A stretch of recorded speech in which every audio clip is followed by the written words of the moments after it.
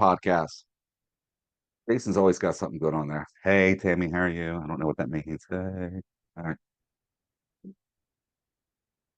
Anyone else share? Someone else got to have some exciting that's happened. Who's taken? What's your big nugget you've taken away so far from all this?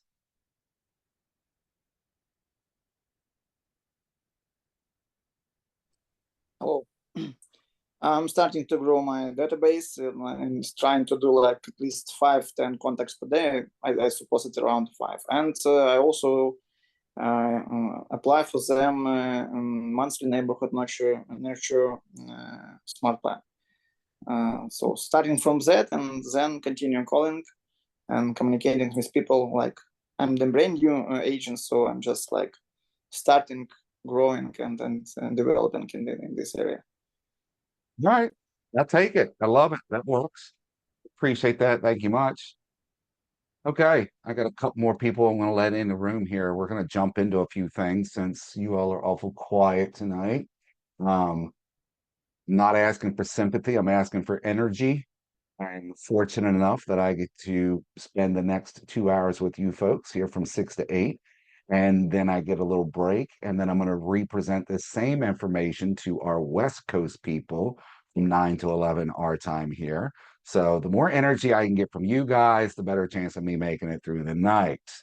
And then I have a 2 hour class I'm presenting tomorrow morning to a market center in Georgia on my TCPA compliance from 10 to 12. So I'm going to be videoed out by tomorrow afternoon.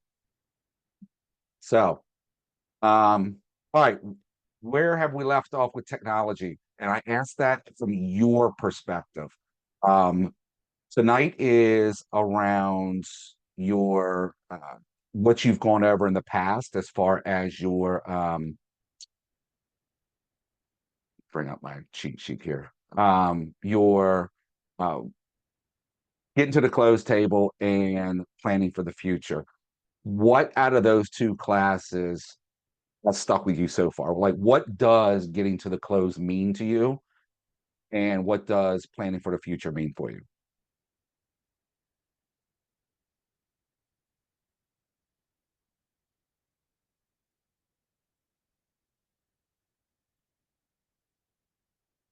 I'm gonna go find that Jeopardy music real quick because I think that's gonna be important to have here. Jeopardy. Here we go. There it is. I found it. Good thing I have 15 screens. So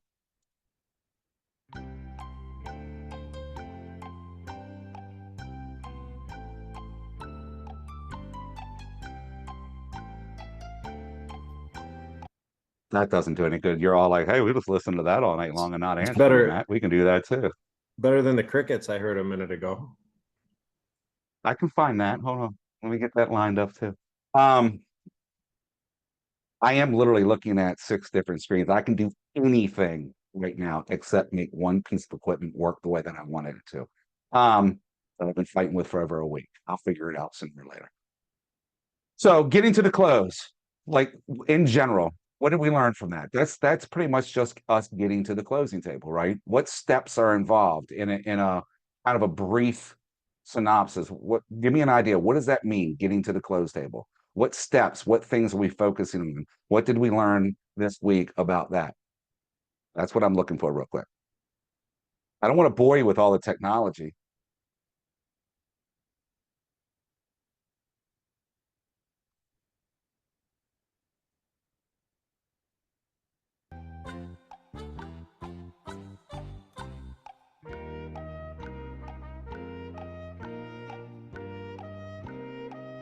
Okay, that's not working. We're going to the crickets. I think the problem is there's like so many things that we've taken from this class. We can't pick, but I keep thinking of my value proposition. I've been really thinking about that a lot and reading about it in the MREA book. And I think that begins the whole kind of process. So that's what I was thinking of. Okay. All right. I appreciate that. So for those that are just getting in here, just so you know, reminder, cameras on, more engagement, the better it is. And B, with the new setup here, there's going to be audible entertainment for the lack of responses and the lack of engagement. We've already been through Jeopardy, for those that haven't heard it. And in the very near future, I'm sure we're going to get a little bit of this.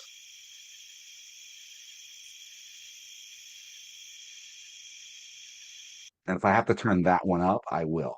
All right. So let's talk about getting to the close. Getting to the close, getting to the closing table. What steps are we taking? What's important? We're under contract.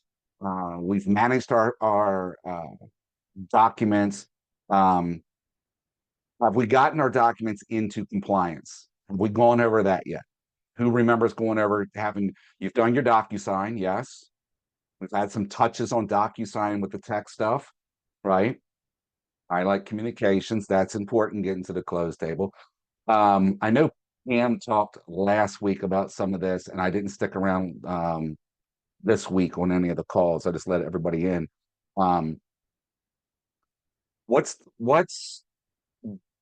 Who has inspections? Those are important to get to the close table.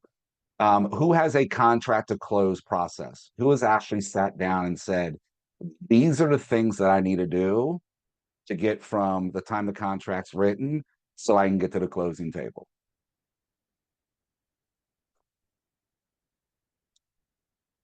No one? Do we want to know what that looks like in any way, shape, or form? Or we just want to hang out and, oops, and be buddies? Because I can do both. I'm a very entertaining guy like that. So Show it. Show it. show it. Show it. Show me that screen. Show me the All right. money. Now, see, here we go. I start saying we're going to show stuff, and you guys get all excited and pumped, and you're ready to go. So let me bring a screen up, and we're going to go ahead and take a look at a little bit of. Let's bring up my Google Sheets. All right. So you guys are going to see right here, my Google Sheets are up. I'm going to go ahead and move you guys up to this. Oops, move you guys up to this other group here so I can multitask. I'm literally in the process of doing this. Anybody in the Ohio area on here? Anybody from anyone got a team leader in the name of Pam O'Brien? I think she talked with you guys last week too. You sure? Maybe a little bit on Pam's people. All right, so I get coached by Pam. Let's just say I get coached by Pam. Anyways, I'm in the process of doing this right now with my business partner because we are forming a team and we are working on some of this stuff right now. Contract to close, we have to get from point A to point B once it goes under contract. What are the steps that we need to focus on to make sure that happens? Then how do we apply those steps into command? Now, I'll show you kind of what we've gotten in a rough draft right now. You guys can kind of do what you feel is going to work with the Cleveland in the house. All right, I see it. You guys can work out what works best for you in your business, talk to your coaches, talk to your mentors, talk to other agents, find out what they're doing, and then implement your own plan. There's going to be aspects of getting to the close table that you're going to want to do no matter what, right? One of the first things is making sure you have those earnest money deposits. I know it's called something different in a few other states, but you know, they're making that down payment and things like that. And whether the market center is holding it or whether your title companies are holding it, whatever that looks like, we need to make sure that's been received, it's been processed in accordance with local laws. Here in Maryland in particular, and I'm sure everybody has to do this as well, you need a copy of that contract to go to that mortgage lender so they can start working the loan. They got to know there's actually a ratified contract. And you got to get that contract to the title company so they can start processing all the title work on the back end in order to transfer the property. So this is what a contract to close process is going to look like in writing. And then I'm going to show you how this is going to get applied from here into command. Compliance, once you do your paperwork, show of hands, speak up. Is everybody using DocuSign or is somebody using something different? DocuSign for me. Same here. Alright. Same DocuSign. Perfect. No Same. dot loopers in here. I love it. It's a good thing. All right, so what we're gonna One focus person. on. What's that? We use dot loop. One person said dot loop. Oh. Let me guess. You're an Android user too, right? No, I'm kidding. I'm kidding. I'm kidding. Let me give myself my own yeah, that's how that joke went over. So all right, it's gonna work the same. Your dot loop and your DocuSign, they're going to be integrated into command. So we need to submit things for compliance. We're going to touch on that. We're going to take a look at what it looks like to submit for your commissions with the new commission process. Has anybody closed the transaction that's on this call right now? Has somebody actually made it all the way to the closing table? I see one hand. Okay. You submitted your transaction. I mean, you submit it for commissions and everything. Okay. When I see Yes. you put your hand up. Got paid and everything. All right, cool. So what I'm going to show you is going to look a little bit different. The rest of you who haven't seen it, don't panic. It's not a big deal. Just some nuances have changed in how we process that now. I added a step in here for my partner and I. We actually sat down and talked about this yesterday, and I've put in here a under contracts consultation or expectations conversation, and then a closing conversation, expectations, whatever you want it, consultation, to sit down back with the client, whether it's a buyer or seller, and say, okay, you're under contract. What does that mean? Here's what's happening next, right? So what's next? What's next is we got to order our HOA or condo docs. We need to do our inspections, right? Buyers had one. If they don't have one, then we don't have to do it. If we have one, we got to do it. Then we're going to negotiate those inspections. On the buy side, what that would look like is a little bit different because they have to schedule it. They're going to attend it. Then there's going to be some negotiations on that part, and we're all going to do the negotiation process. On the sell side, I'm just confirming the appraisal's been set. Typically, the listing agent's going to be the one that's going to set that because the appraiser is going to call me for access as the listing agent. And on the buy side, again, verify it's been set. So you want to reach back out to the lender if you're on the buy side and say, hey, did we order the appraisal? Yep, sure did. Already spoke to the listing agent. They're scheduled to go out on Thursday at 3 o'clock, whatever the case may be. Great. How long before I get it back? Appraisers don't go out and give it back to you the same day. If they are, I'm questioning that appraisal. Most appraisers have 10 days to get it back. Most get it back faster than that. On average, it's about 10 days. You need to know that. So you need to ask your lenders on the buy side. So how long do they have to get it back to us?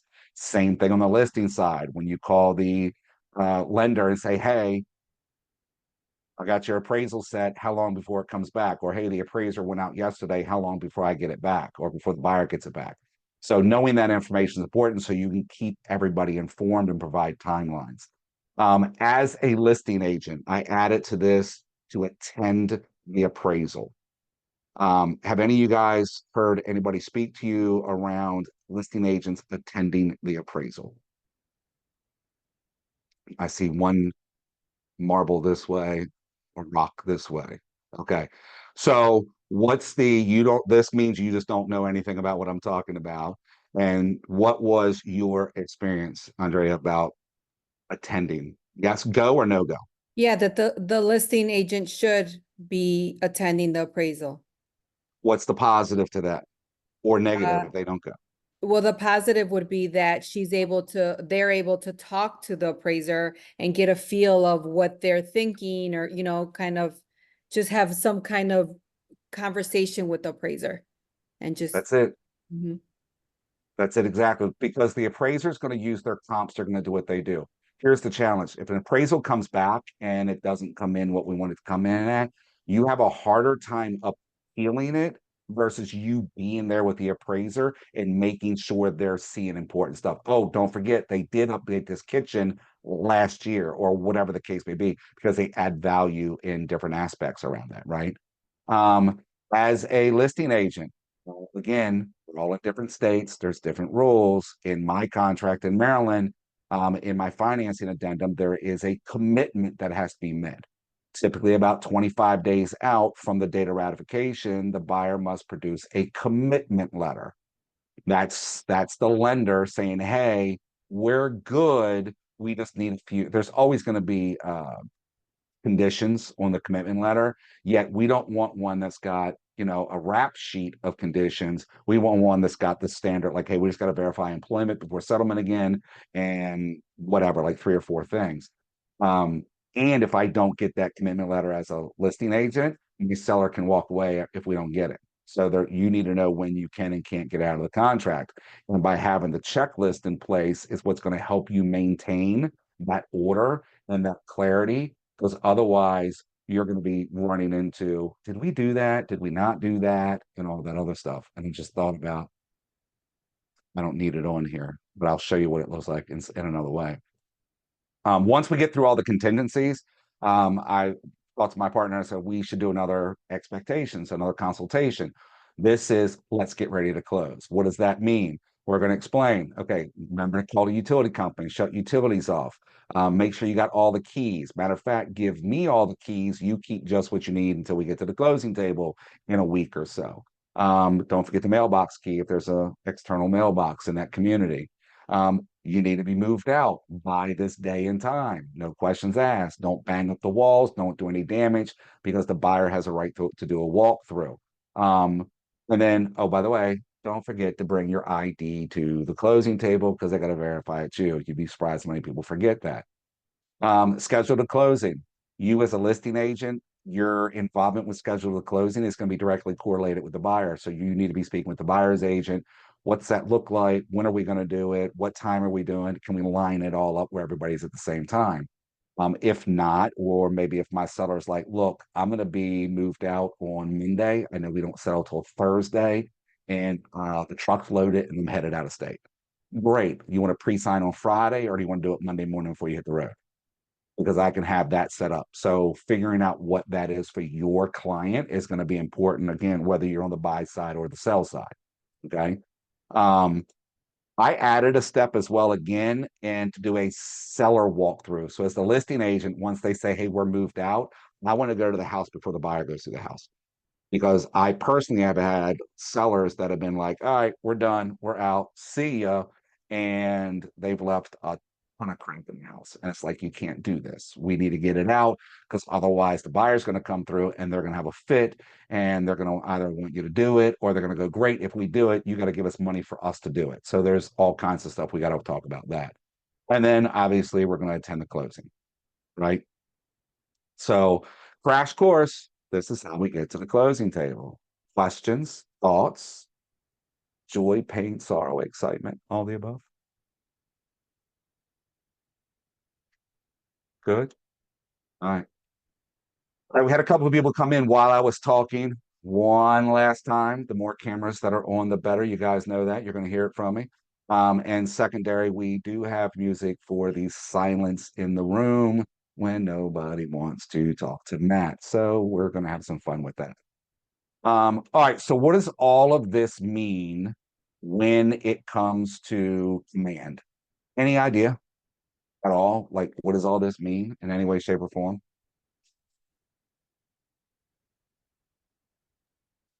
Did you say that you can put it in all of these tasks in command? We sure can.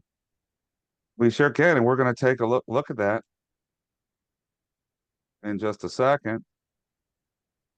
As soon as I remember to log into this Pro Coach account, because the Pro Coach account, I've got stuff set up in it that it makes it easier for me to share. All right. Yeah, we're going to go into command right now. We're going to take a look at what that looks like, because that's our goal here, is to make sure that we're doing that. So you have the ability to create checklists and tasks and send out automated emails to your clients. Now, again, those consultations that I mentioned that John and I are adding to our contract to close plan, some of them may just be emails, some may be videos, or some are going to be, we're actually going to sit down and talk to the client. You kind of need to judge that based on the relationship you have and the willingness of that client on, yeah, okay, I'm good. I know what I'm doing. And the ones that are just being difficult, I'm just going to put it out there because that's just the way it is. And that's what's going to happen no matter what we do. We're going to have those type of clients on a regular basis, right?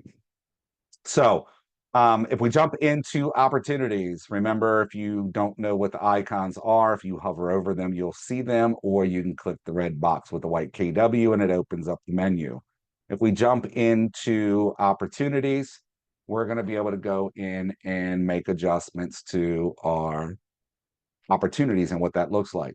Let me bring up another spreadsheet for you guys as well. I want to share something with you. And I also need this. Inside of here, we have, you guys already know, we have our buckets in our pipeline, our cultivate, appointment, active, under contract, closed, etc. These do not change. We do not have the ability to change them.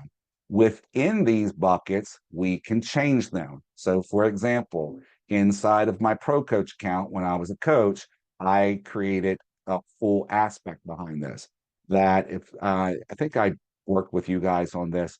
My rule of thumb is if somebody says they're going to do business with me, anywhere from 18 months up to 24 months or less, they get an opportunity to create it and they go in the cultivate tab. They go in the cultivate tab because I can see, you guys can note right here, there's a 1 and there's a 10 down here and there's a 3 down here. That means that I have 14 people that I've had conversation with that say, hey, we're thinking about doing business and they want to do it with me. Well, hopefully they do it with me. Yet if I stay in communications with them on a regular basis, the odds of them choosing me just increased, right? However, within this, I can change these stages inside of here.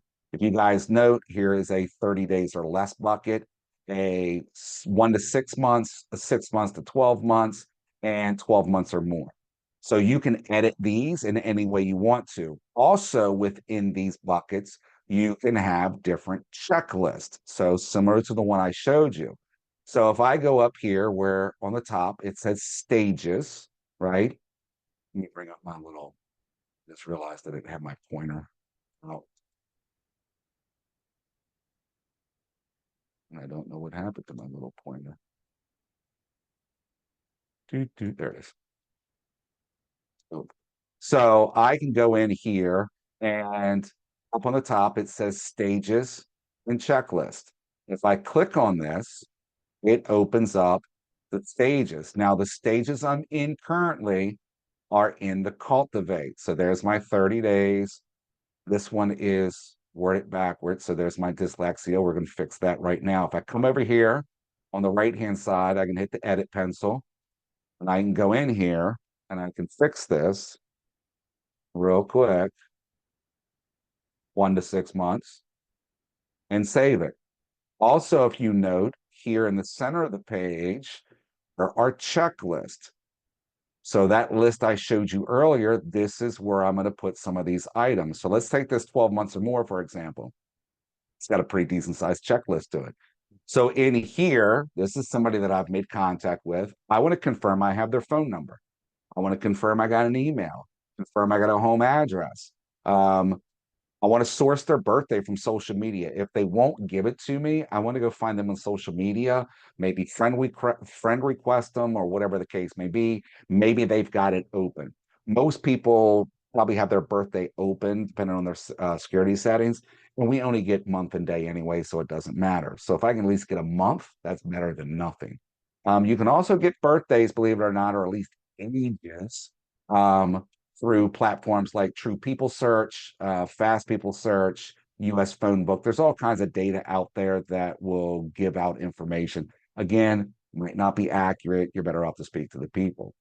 So I want to make sure I add them to my quarterly call plan, my DTD2.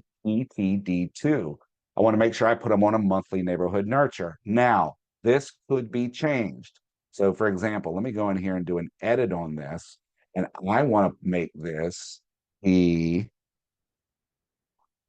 bi-weekly neighborhood nurture. Why would I want a bi-weekly neighborhood nurture versus a monthly neighborhood nurture?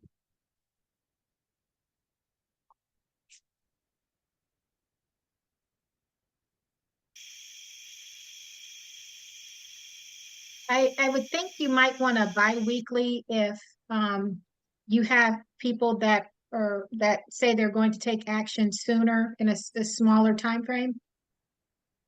So yes and no. Yes, Okay. if they're gonna if they're very active with me and they're gonna do something in a shorter time frame, yes. If they tell me they want to do business, period. Again, my rule of thumb that I coach and train to is, well, 24 months or less. Okay. I used to stick at 18, but I was like, why wait at 18? At 24 months, anything can happen. I think you guys heard one night as well. I forget who shared it. I know I was on the call that they had somebody, actually it wasn't on this call, it was another call I did. It was another training thing I did. They went door knocking, they door knocked a particular neighborhood, and they went to this one door, and the gentleman said, we just got here. We just moved in. We're never leaving, we're never selling. And the agent was like, okay, that's cool. Every time she went to that neighborhood, she still door knocked that door, at least to say, hey William, how you doing? Good to see you, whatever the case may be. And less than a year, she happened to go to that door, and he's like, I'm so glad you're here. We're selling, because his wife got relocated. So he was set that he wasn't going to move. Same thing happens with somebody who says, oh, I'm 24 months out. What are some of the main reasons that a person does a transaction? I know this got talked about. Baby, birth, death, kids. No, Divorce. I'm repeating myself. Death, Babies divorce. and kids are two different things. I'm moving closer because Okay. my kids are having grandchildren, but same thing, Baby, divorce, birth of a new jobs. baby, a job, a death or divorce. Yep. I think those are Any the four. any life event, right? So if I say, hey, I'm going to buy a house, I'm going to sell this one to buy another house in about 2 years. And if you're like, cool, I'll get in touch with you, and you wait 18 months, 6 months out from me saying I'm going to do that, what are the odds that I'm ready to do a transaction? It's a two-part question. So what are the odds you reach out to me in 18 months? What are the odds that I'm ready to do a transaction? Probably not that high, Not that high. Why? because you waited, maybe he's with somebody else, or maybe they're, like they could have done that. So you're answering the second part of the question. The Yeah, second part of the sorry. question is, nope, it's fine. Okay, What are the odds I've already done the transaction because you weren't talking to me? that's what I was thinking, yeah. Correct. And that's the more prominent answer. That's more likely what's going to happen, because we weren't in communications with them, and for whatever reason they were considering the sale. The timeline got moved up for some reason. It doesn't matter what it is. So it's important that we have to dig into their whys, their whats, and things like that. So if we don't know that, then we want to get into it even more. And if I stay in constant touch with them, when that day comes, I'm top of mind. So if they're in my pipeline at all, biweekly. Once I've done the transaction, obviously they're not buying a house the very next day. Then they're going to go to the monthly one, because the monthly one's it's just a generic, hey, here's what's going on. And particularly if it's a purchase, now you're going to give them data on where they live. So now they're going to be able to say, oh, look what's going on in the neighborhood since we got here. Our value's already gone up by X. Or, oh crap, the value of the neighborhood's dropped because we moved into it, right? Here comes Matt, there goes the value. So giving them the monthly, it's going to help them know where they're at right now. Make sense? All right. Inside of these tasks, there's multiple things we can do. It doesn't matter what all the other tasks are. Each task has this ability. This client update right here. If I activate client update, what this is going to do is when I check it off my checklist, Man's going to send them an email. Now, in this one, the biweekly neighborhood nurture, I don't need to send them an email saying, hey, here's an email, me telling you I'm going to send you an email. I'm just going to send them the biweekly neighborhood nurture. You can enter a description, depending on what is. This one's kind of self-explanatory, or if I really wanted to, add it to Smart Plan. Yeah, I don't need one in this. Yet my other list that I had, such as under contract consultation, you might want to put in there, meet with client to discuss what's next of being under contract. If there's any hyperlinks I need, so let's say HOA, I got to order my HOA or my condo docs, and they're being managed by one of the big companies. I don't know. I'm assuming they're all over the country, but one of the big ones, HomeWise, and then I have a management company locally that handles a lot of the HOAs in my area. So I'd put that hyperlink in there, because that way, when that time frame comes in my checklist, like when I'm under contract, all I have to do is go to the checklist and the hyperlink's already there. So I can do that. A priority level, is this a top priority situation? Is this something that's like, I need to stay on top of my client and make sure it's done? Or is this a low, medium, or it just doesn't carry any priority at all? I can choose that as well. And then who's it assigned to? So in your personal accounts, you're not going to have this option. If you become a member of a team or currently are part of a team, the team leader is going to have the ability, the rainmaker is going to have the ability to assign tasks. So for example, if you have a TC or an admin of some sort or anything like that, I can assign tasks to them. You can, even as an individual agent, you can hire an outside source to be your admin. Let's say you got a marketing person, or you've got somebody that's helping you just manage some of these tasks. You can invite them into command as a non-agent, as an admin, yet even on personal accounts. I think we can do it on personal accounts. I got to remember now. But that way you can assign it to them. Most likely, though, as we talked before, you guys have got to nail these activities down and really master the skill set around these, so that you can give them to somebody else, because you got to be able to teach them and figure out what you want your flow to look like, so that they can do it for you. So once you create the task, I'm just going to hit save. My task is created. I complete my checklist, and I'm just going to hit save. So now my checklist is done here. I will back out of my editing window, and let's say I want to go to my active stage. Let's go to active and go to, I'm in listings, by the way, just so you guys know. I'm going to go in here now and hit stages inside of here. I'm going to bring up this pre-listing one and give you just another look at like how deep you can go with this. And again, figuring out what you want your stages look like. I'm going to bring my spreadsheet back up and explain this to you a little bit in a little different way. But this particular stage is pre-listing. So I've gotten to sign my listing agreement. All my documents are done. So scheduled pre-listing inspection, if desired. So I'm a big fan of having the seller do a home inspection before it goes on the market. I'm a big fan of it. Doesn't mean I do it all the time, yet I'm a big fan of it. And the reason is, I will ask sellers to do it if it's a home that I think I'm going to run into problems. And I'd rather know them now and not surprise my seller later. Because when I go back to my seller and they're like, who do you work for, me or them? You guys, I think we've had that conversation in one of the classes. You guys remember hearing that before, right? I think Pam brought it up, matter of fact. I can say, I work for you. This is why we did the inspection, and this is what you're going to be faced with. So we need to price the house accordingly. We need to fix it. We need to give credit, whatever the case may be. I don't do it on all my listings, yet I'm a big fan of it, particularly when it has to happen type situation. Did you install your lockbox? Did you collect 2 keys from the seller? Why would I get 2 keys from the seller?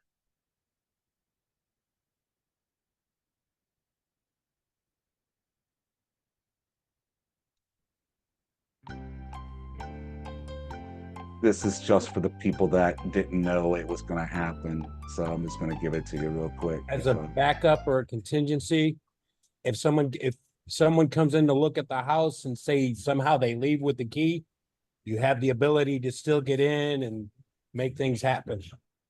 That's it.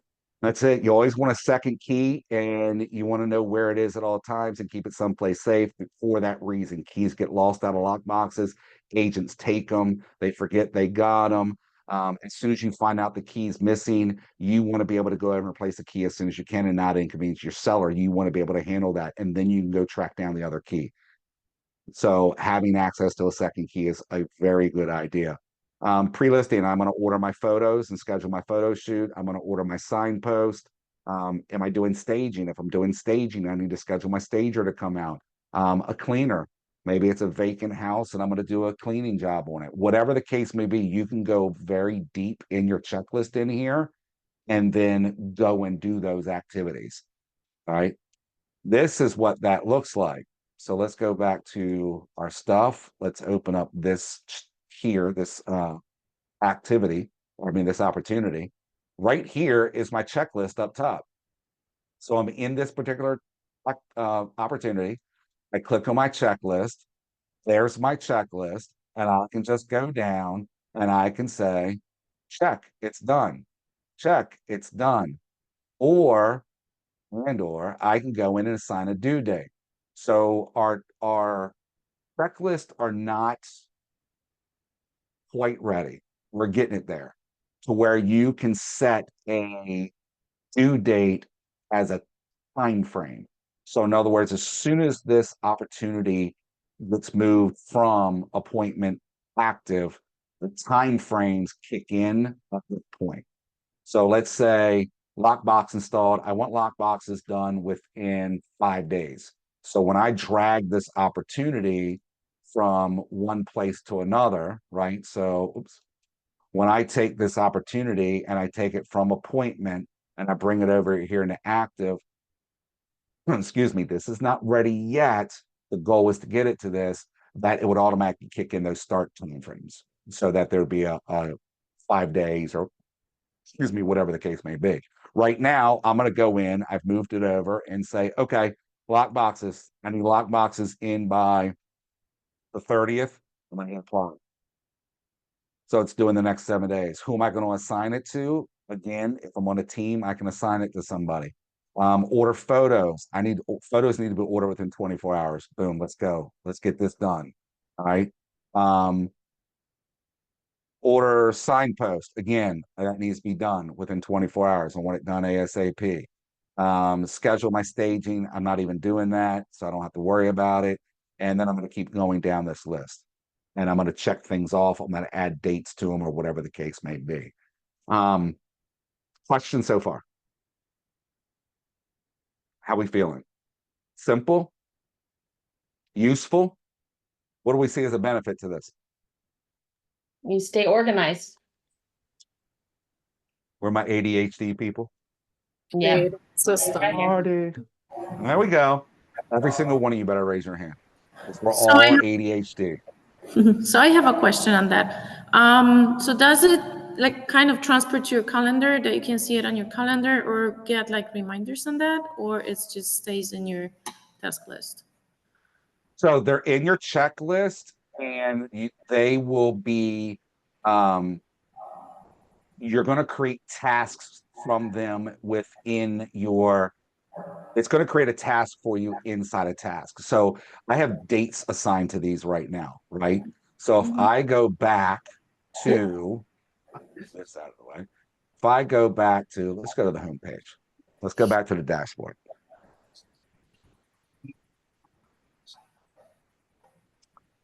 So if I go back to my checklist here, you're going to see order signpost.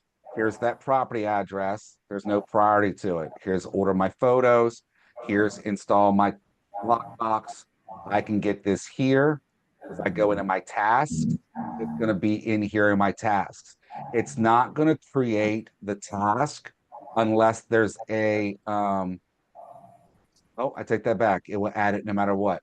I wasn't sure if it would do it or not. For example, so here is other tasks. This is a buyer, and here is call or text listing agent, add new construction tag, negotiate terms. Once that opportunity hits that stage and there's a checklist in it, everything in that checklist is going to be a task in your task list. So you have to keep that in mind as well. We are still working on having these tasks appear on your calendar. So it's one of the big requests we got. So right now, no, it's not on your calendar. It's in here. It appears in the task list and it appears on your dashboard. But it looks like if you set a date on it, it has like, you can order it by days. If you go back to Correct. the. I can, yeah, I can filter down as well. So I can say, okay, what's past due? Right? If I click on my past due, here's somebody that's a chicken with buyer that's past due. If I want to say what's due today, here's what's due today is order that signpost that I just put in there. What's due in the next 7 days? Because you saw, I get rid of the due date. I've got, there are 1,200 tasks in this. Now this account doesn't get used anymore, which is why that many is there. But there's 1,200 tasks here. I'm never going to keep up with this. However, I also probably won't manage these tasks per se from here. I'm going to manage them in the opportunity. So when I'm in here and I'm in the actual opportunity, that's where I'm going to manage them at. Because I'm going to get in here and go, okay, this is my active listing. What do I need to do on this today? I'm going to jump into my task and say, okay, here's what I got to do.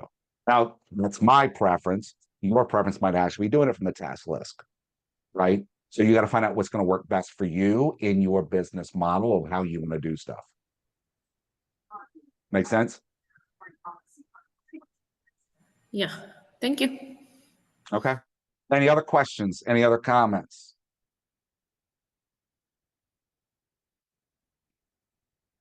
It's ginger ale, by the way. Don't freak out. I told you I got to teach till 11 o'clock. It's just ginger ale. If it was just you guys, it might be a different story. All right, so there's managing our checklist and our pipelines and making adjustments to our pipelines. No questions on any of that, right? All right, let's talk about compliance real quick. Again, everybody is, whether you're using Dotloop or DocuSign, I just wanted to know so I knew if I had to use both names or not. First thing, we want to make sure our DocuSign and or our Dotloop, whichever one you're using, is connected to Command, because it must be connected in order for you to run your opportunities. So if you go into settings, I don't think mine are going to, yeah, no, because I took it out. So here's my DocuSign. I would make sure my account is connected. Without my account connected, I can't move documents between Command and DocuSign or Dotloop. So let me switch over to a different account real quick.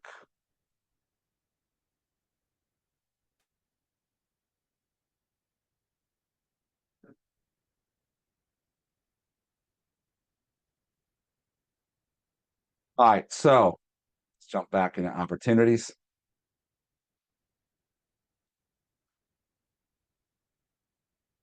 So here is a active listing. I'm going to open this active listing. All your detail sections. I'm before you guys have heard this, I'm going to cover it again because I find it to be a very important task.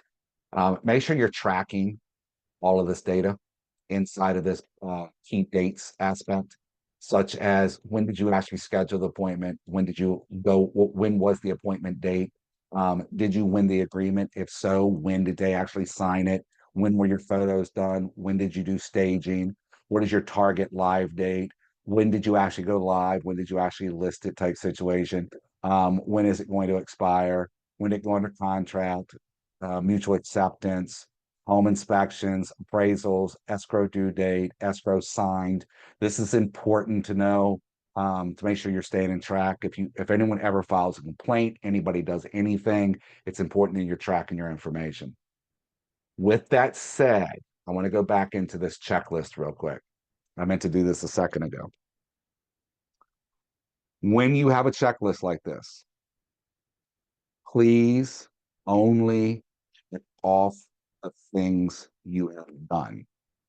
If it doesn't apply to the transaction, do not touch it. Why do you think I tell you to do that?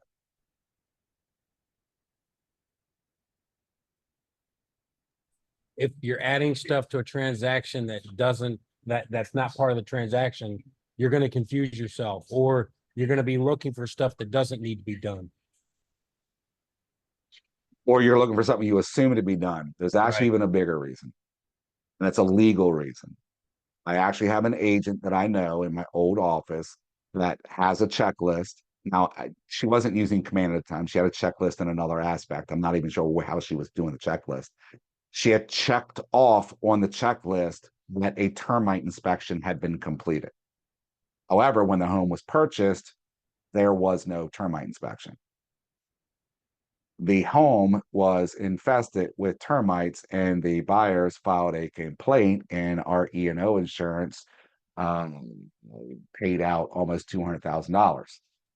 And a lot of that had to do I wasn't directly involved. I was in leadership, but I wasn't directly involved in this. I was talking to my broker. One of the reasons why it became such a significant issue is because the checklist showed that it had been done. And if it had been done, it would have been found out that this was this way. So it kind of supported it just made a bigger mess. So when you're doing checklists, make sure you're checking off only the things that apply to the transaction. Because if something comes up down the road, you don't want somebody looking at your checklist and going, well, you said you did this, then you should have known this type situation.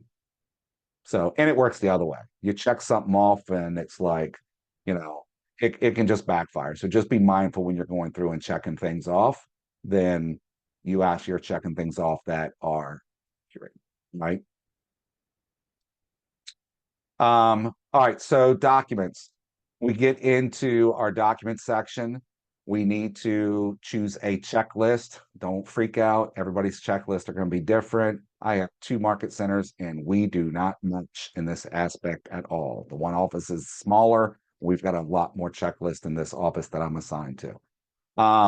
Once you have your checklist, you need to attach documents to your checklist for compliance purposes. So before we even get to the closing table, we should be making sure that we are compliant in this aspect. Why is it important to make sure that our documents are here and accurate and have all the initials and signatures and such?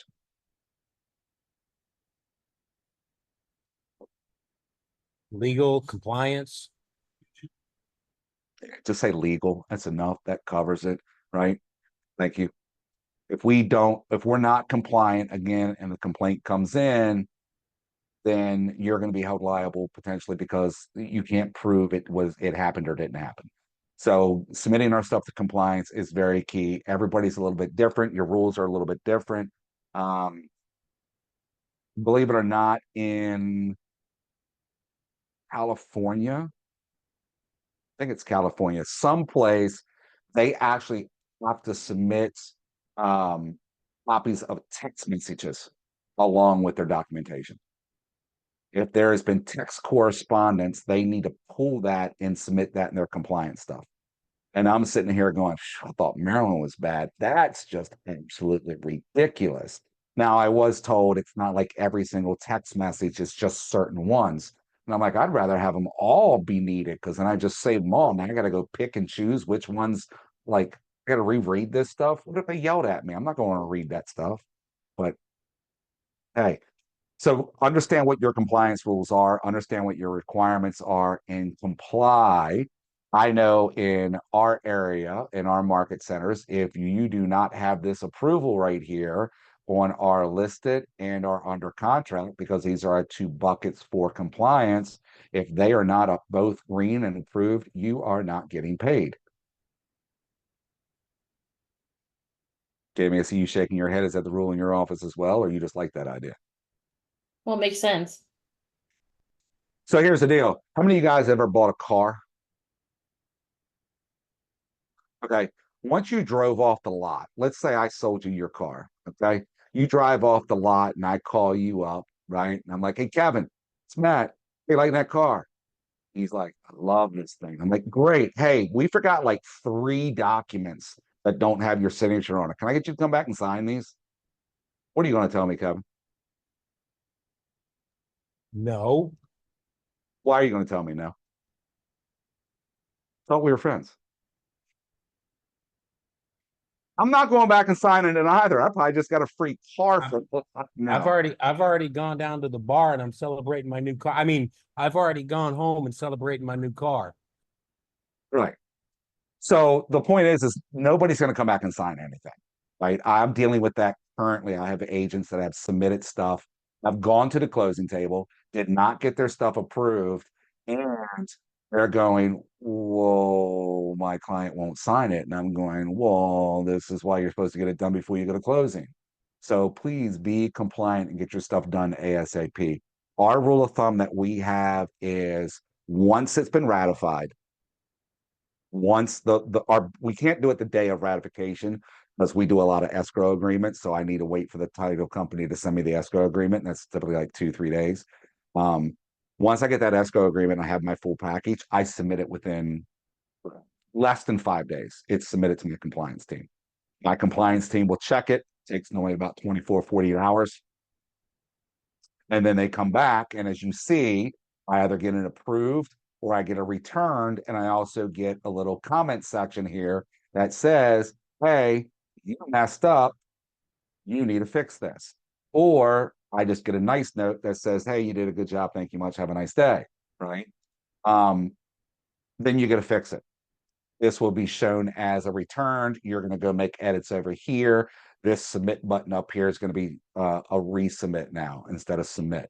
Get it done as fast as you can. As you see, this is an active listing. My listing section is approved. I've already gotten that approved. I'm just waiting for my under contract to get done. This technically is under contract. It's a short sale, third-party approval, so I'm not sending anything because I need the third-party approval stuff. Once I get it, I'll send it in. And then I'll get my approval on that, and then I'll be able to move forward to closing. So how do we do compliance? How do we make sure we're compliant?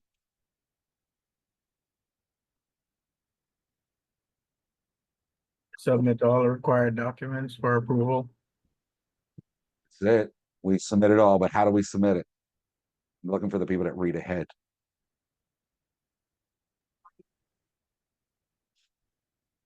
It's okay if you don't know. I'm just teasing you.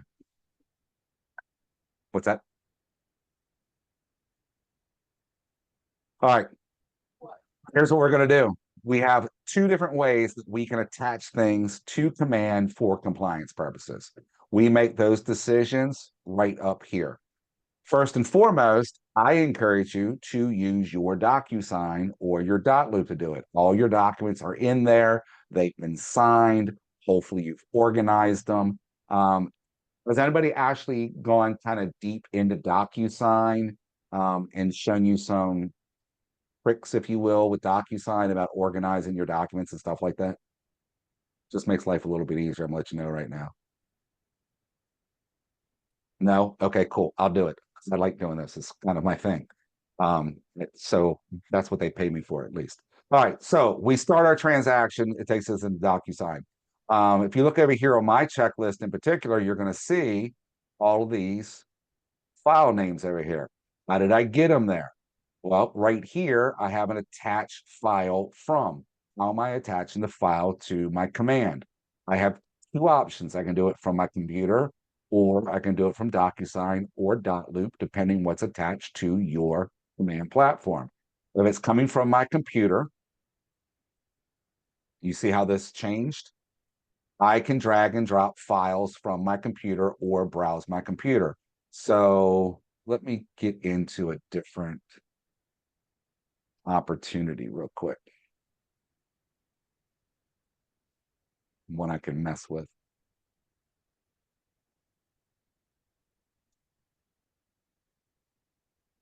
So I can bring documents in either from my computer or from DocuSign or dotloop. So if I'm going from my computer, I click computer, and then I just go down here and click on my little box. It opens my computer. I go and look for whatever I need. I click on my PDF, say open, and boom, that document is now attached. I can then click on it. I can view it. I can rotate it down here on the bottom of the screen. Let's say I scanned it and it was crooked like that. I can go ahead and rotate it until it's in the right position. You can also print from here if you need to reprint something. You can download from here if you look up in the upper right-hand corner. I can put descriptions in here. This is not something in my jurisdiction that we would do. This is non-provided from the MLS. I don't know what that even means or why it's there. I guess that's where it came from.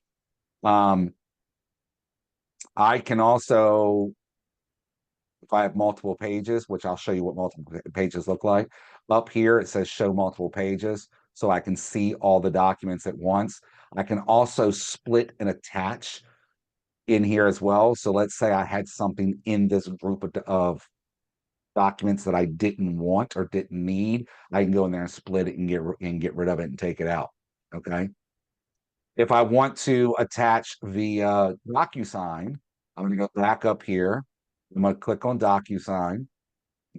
Command is going to talk to DocuSign, and it's only talking to the DocuSign room that this transaction is connected to.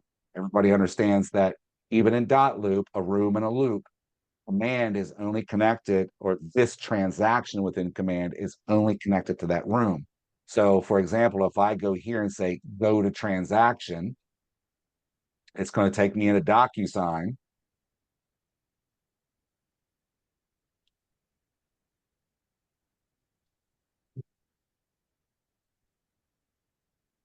And it's going to take me directly to the room that this DocuSign or this transaction or this opportunity is connected to. So all my documents are in here.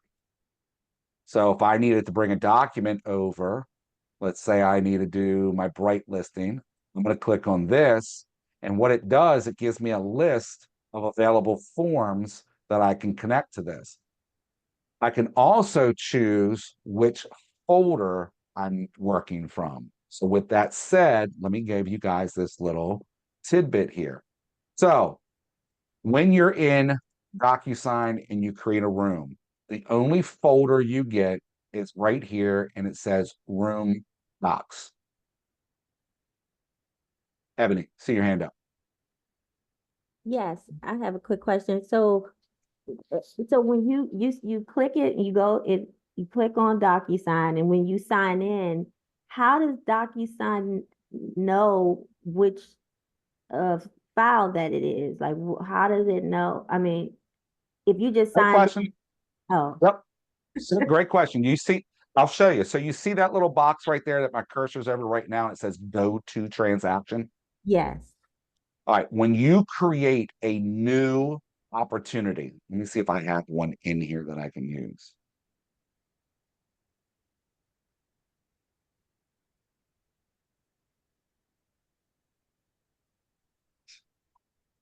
All right, perfect. So this is a new opportunity that I've had in here, and I haven't done anything with it. I haven't converted this client or anything like that. Have selected their checklist. If you note, this box over here says start transaction. So this document or this opportunity is not connected to DocuSign in any way, shape, or form. As you note, I can't even change this to attach files from anything other than the computer because I haven't even started the transaction. So when you first create your opportunity, you have to hit start transaction.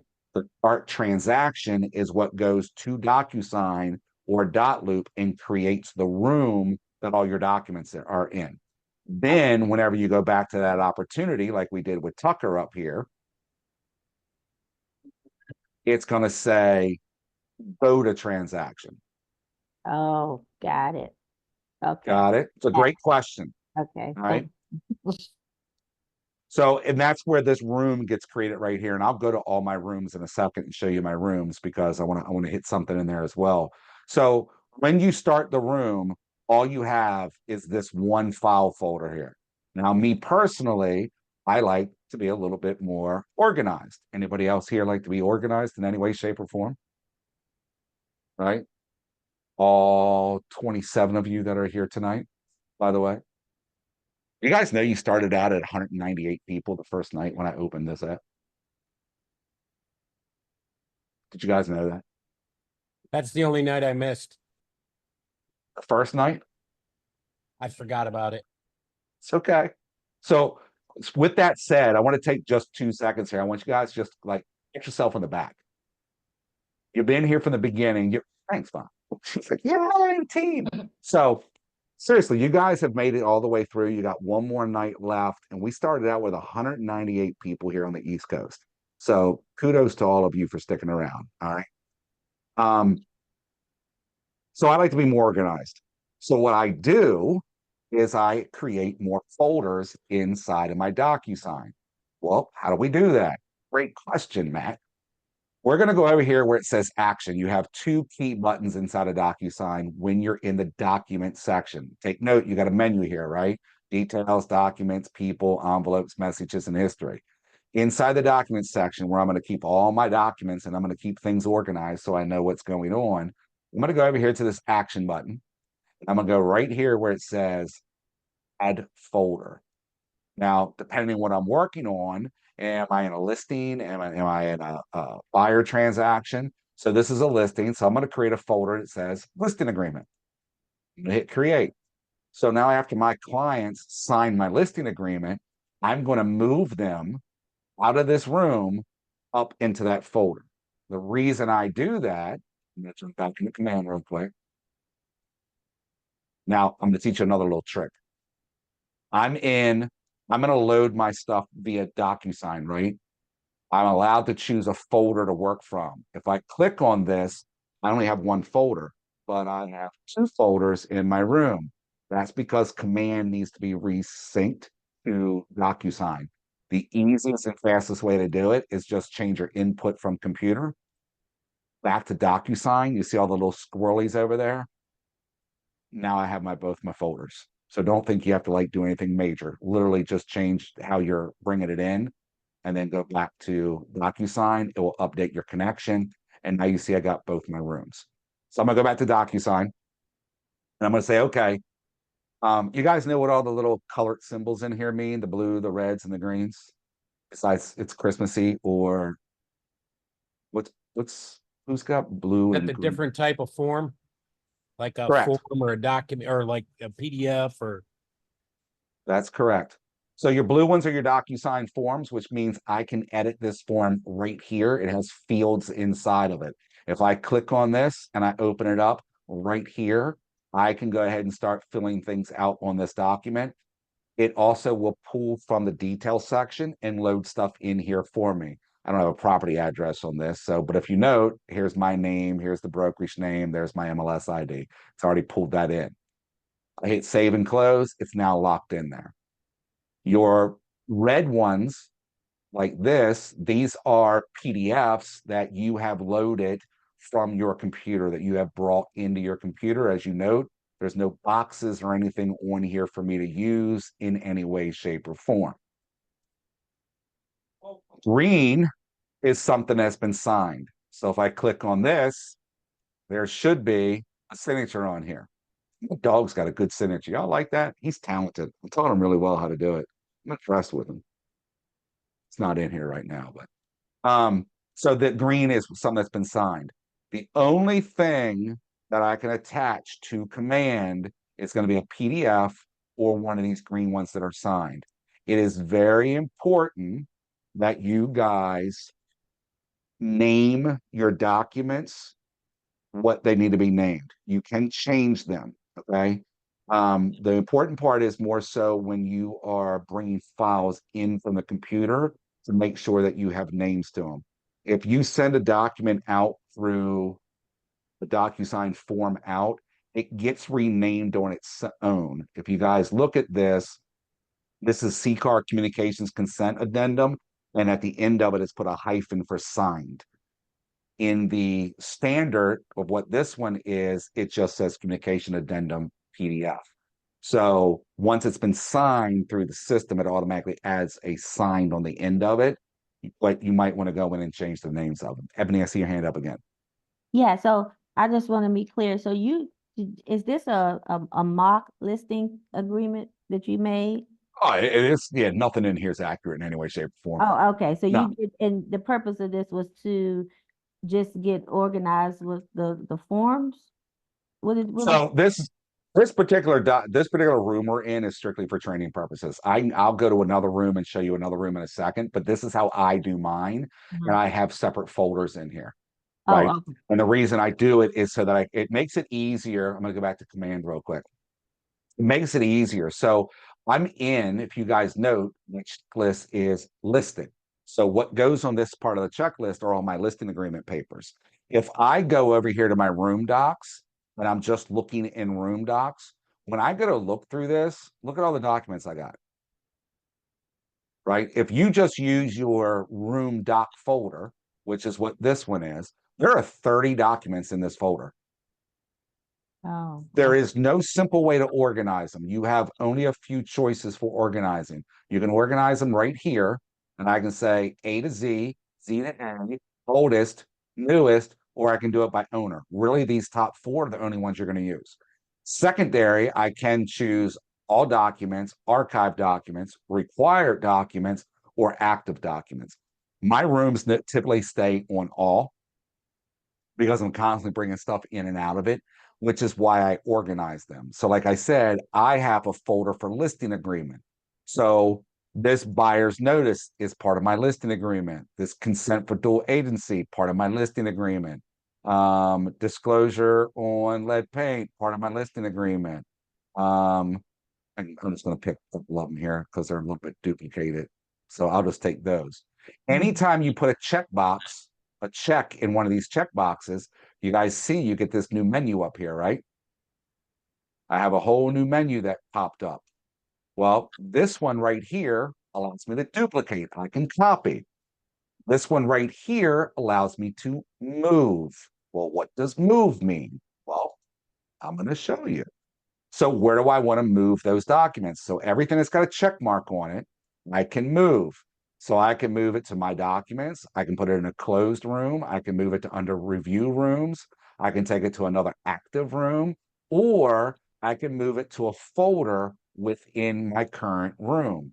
I'm going to choose this one.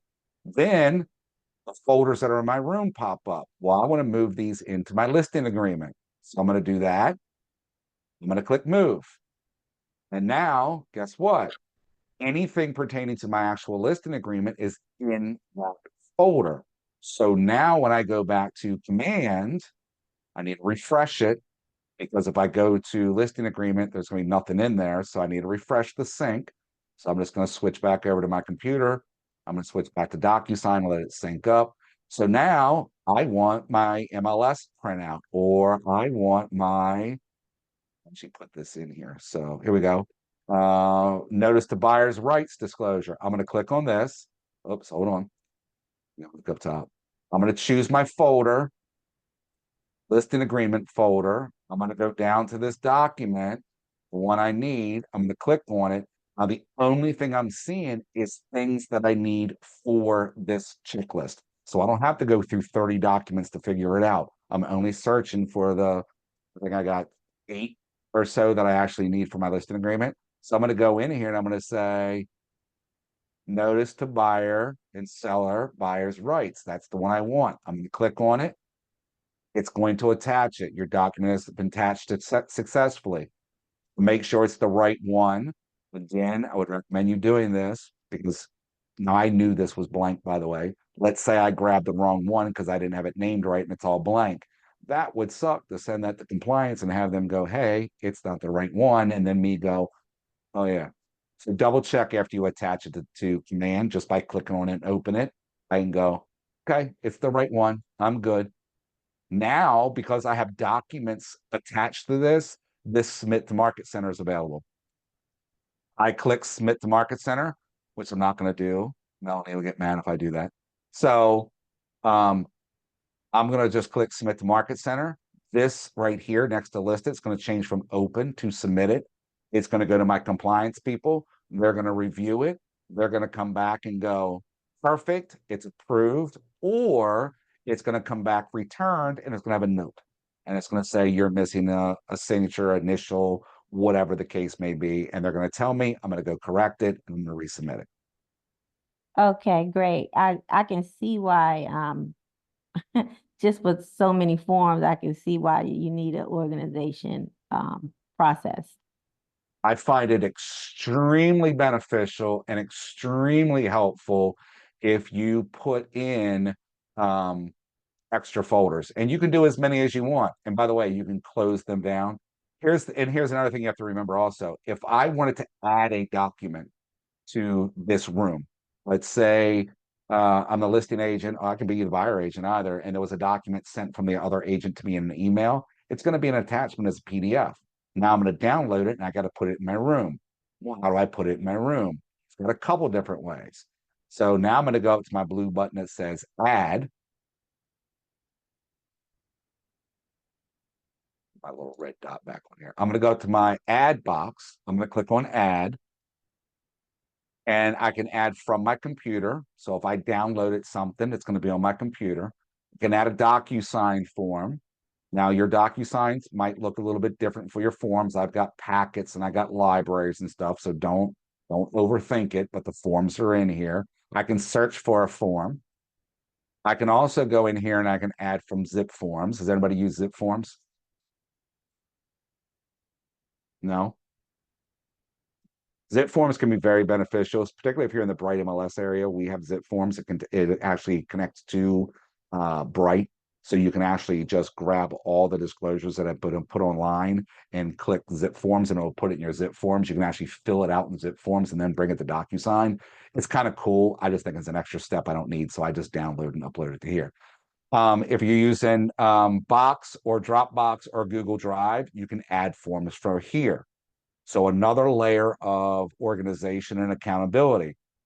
Every transaction I have gets a Google Drive folder. So for example, if I'm in, this one doesn't have one, but I'll just go to one anyways. I want to add a document to this one and I know it's in my Google Drive. Why would I put it in my Google Drive or use Box or Dropbox? What's the benefit of doing that?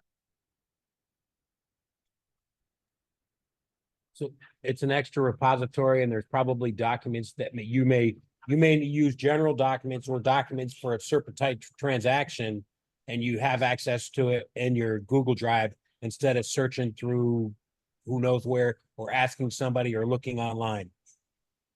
It's a great place to build a collection. Thank you very much. That's a good way. It's a great way to build a collection.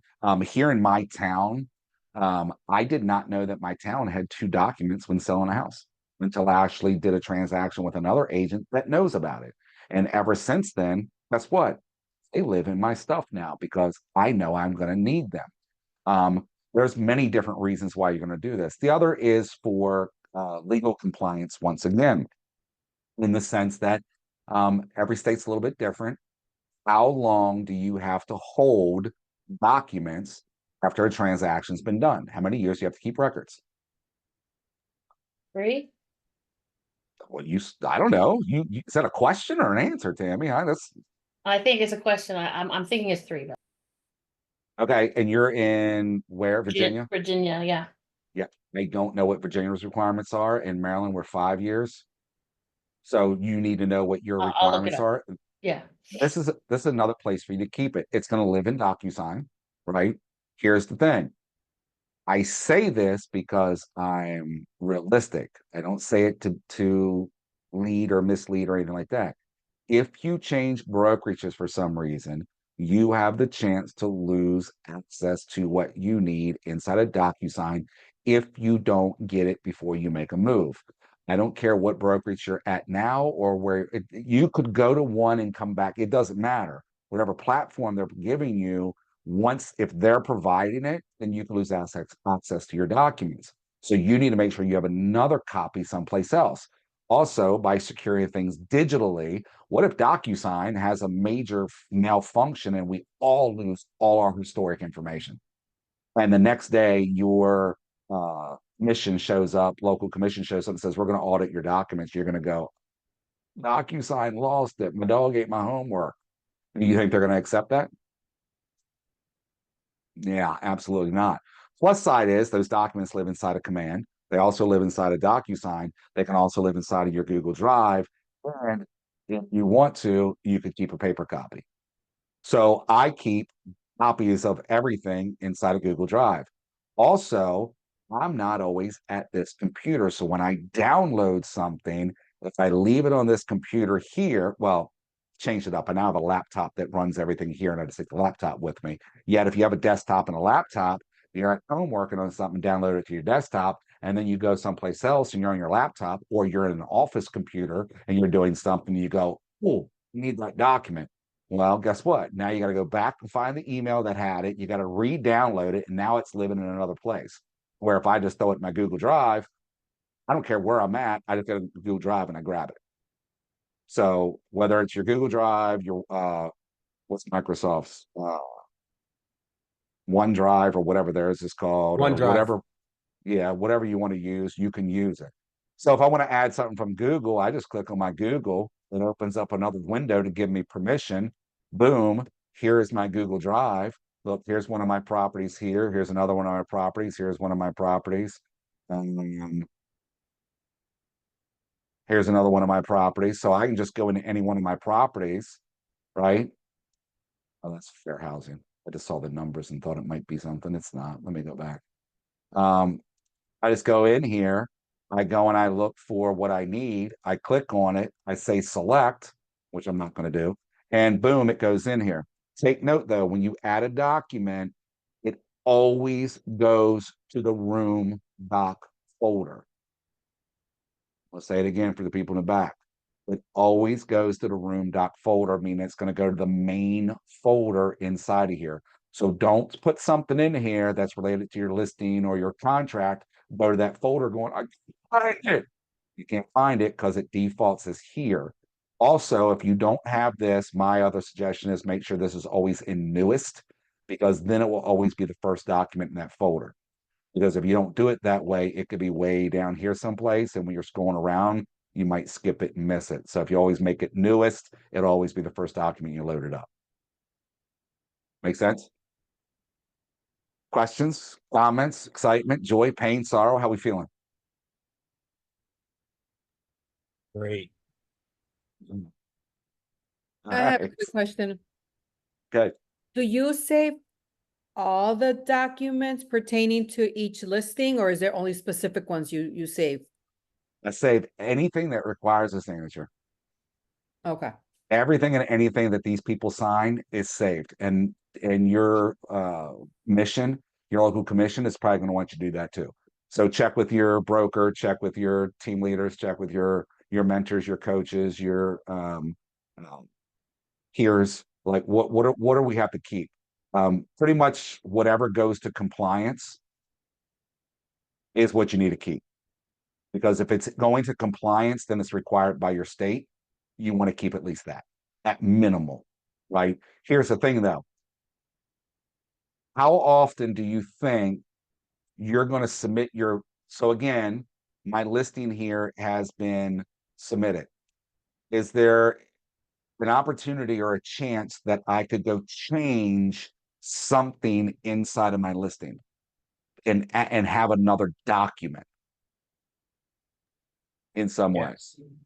Like Yes. what kind of document? An And addendum? Yeah. Typically, if it's a listing and it's the listing documents, you're going to get a change in terms, meaning we decide to reduce the price, or we're going to extend the listing agreement, or something like that. That's what I'm not doing.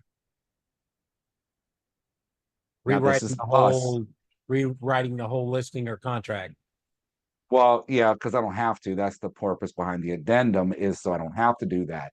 Yet I'm not resubmitting for compliance. Once I submit once, I don't have to submit again.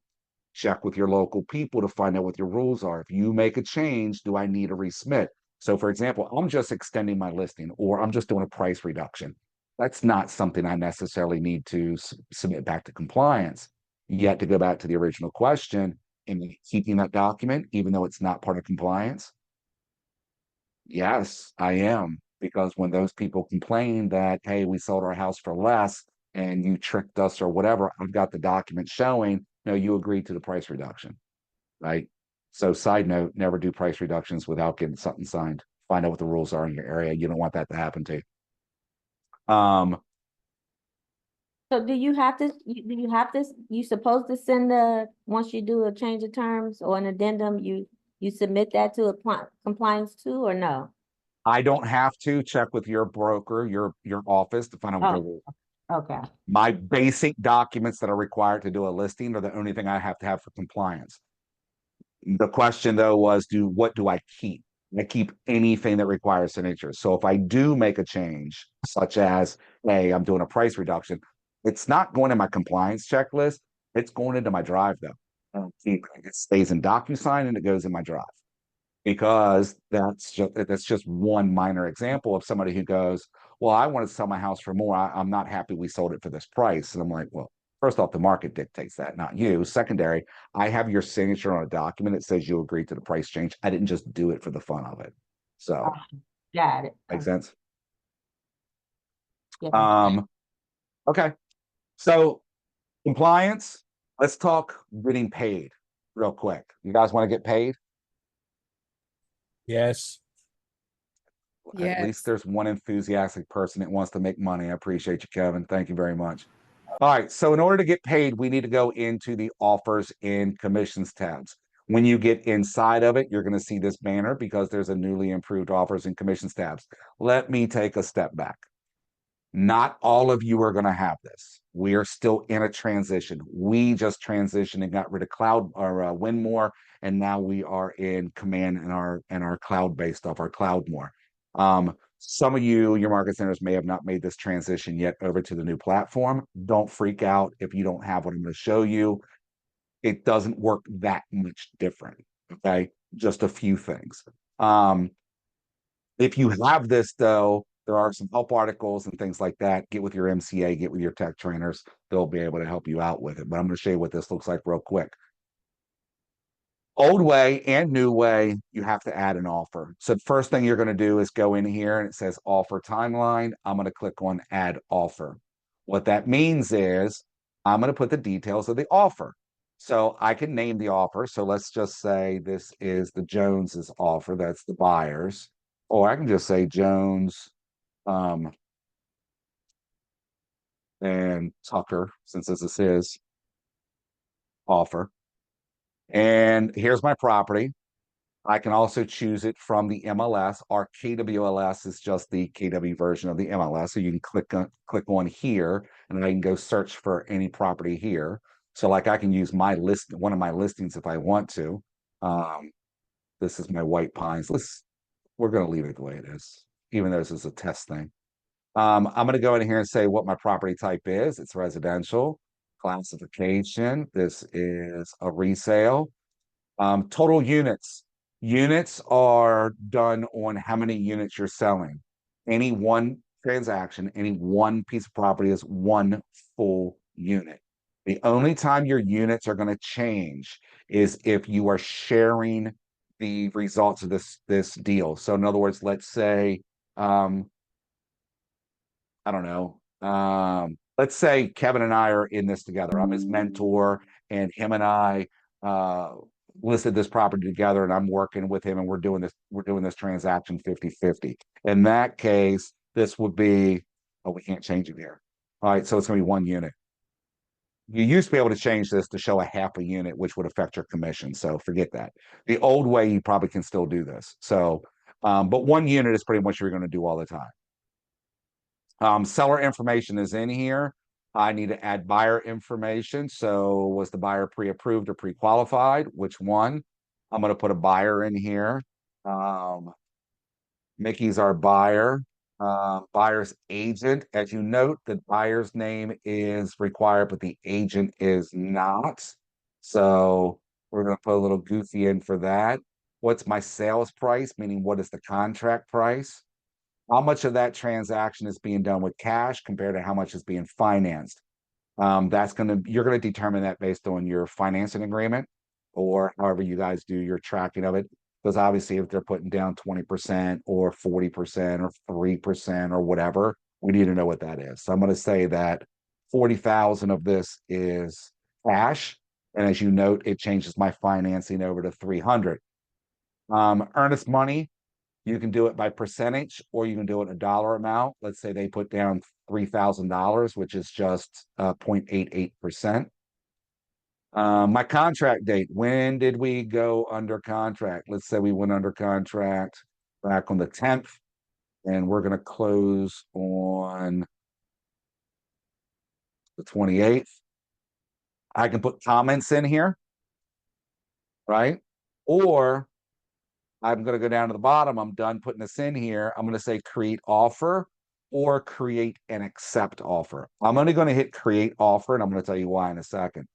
So what happens is that now that offer that Tucker has taken is here. Now, he hasn't taken this offer. He hasn't accepted this offer. This is an offer I have submitted. And I said, hey, Tucker, somebody wants to buy your house. Would there be a time that I would have more than one offer in this spot?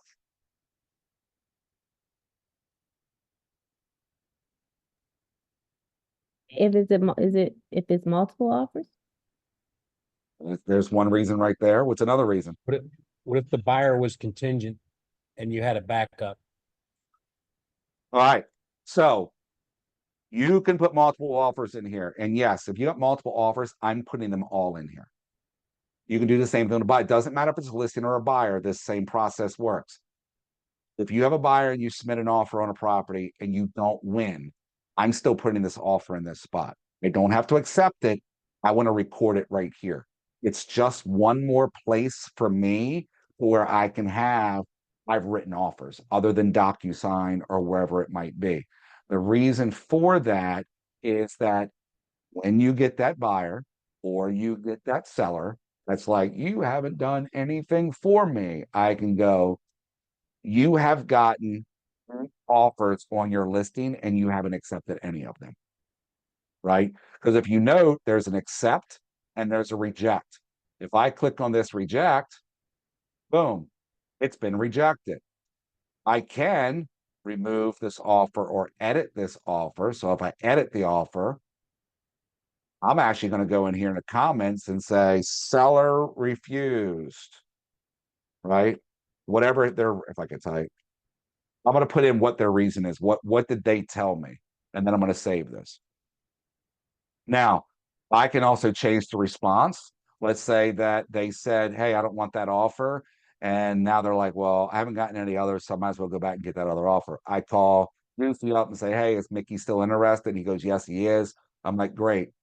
I'm going to accept that offer. Do you want to rewrite it? Or do you want me to take the one you sent over? Just sign the one I sent over. Great. Now I can hit accept. Make sense? Everybody good on that? All right. If you note, this is the offer stage. I can't do anything with commissions until you accept one of these offers. So I'm going to hit accept offer on this. And if you note, it says MLS must be linked to a KWS. I'm not going to worry about that right now.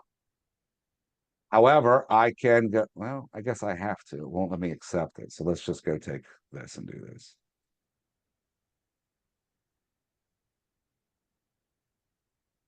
Save and accept. Let's see what happens now. There we go. There we go. So now I've accepted my offer, and because I've accepted it, my commission tab has opened up. Now, if you don't have any special conditions or special agreements or anything like that, the system's going to calculate your commission for you. So if you note over here, based on what this commission is, and this commission is a 2.5%, the property sold for $340. Over here on the right-hand side, the total commission is $8,500. The royalties that I pay out, which is our 6%, is that. Whatever your split with your market center is, that calculates there. If your market center is collecting an E&O, if you're contributing to Bold, any other deductions you have, they're going to appear in here, anything preset. And then if you look, the check that I'm going to get is $5,440. Now, once I've done this, I hit submit and it submits it to my MCA. Then my MCA looks over everything. My MCA also goes back to my documents and makes sure that I have approval on both my checklist, that I'm approved by compliance, and then they'll approve my commission. And then when I settle and drop off my check, or if the money's being wired from the title company, however that's set up, they process it and they pay me. So questions on that? Because I don't want to get too deep into commissions. I just want to give you an overview of it, because everyone's going to be a little bit different based on splits and all that stuff like that.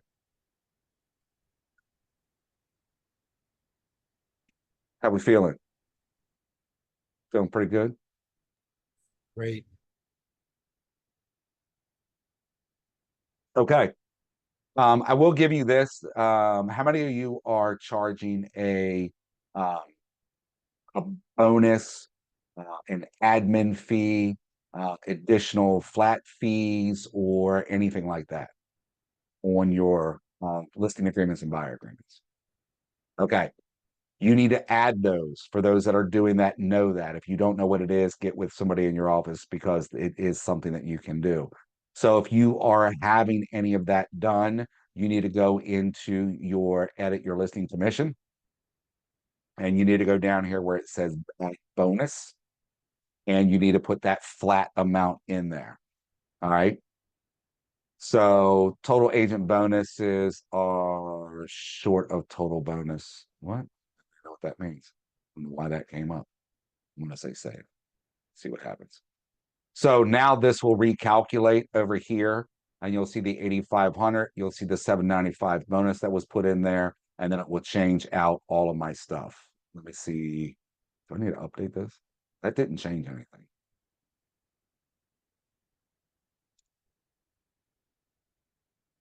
I have not done one of these yet, so I might be doing this slightly wrong.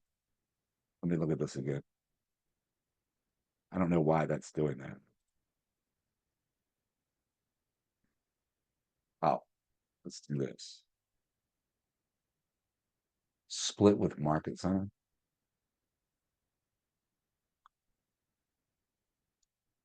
I have not done this. I got to talk to my. Okay. Close. Let's see if it changed. There you go. That's how you do it. I have not done one of these yet. The matter of fact, that listing I was showing you is the one I'll do it on. Now I know how to do it. So now you see where I went from 54 up to 59 because there is a split with my bonus as well. So you can add those in here. You can add your co-brokers in here. You can add additional agent payments in here. So if you are paying another agent, such as a mentor, a productivity coach, that goes in here. That gets kind of, I don't want to say complicated, but it does kind of change things up. So. What about if you accepted a referral from someone or paying a referral?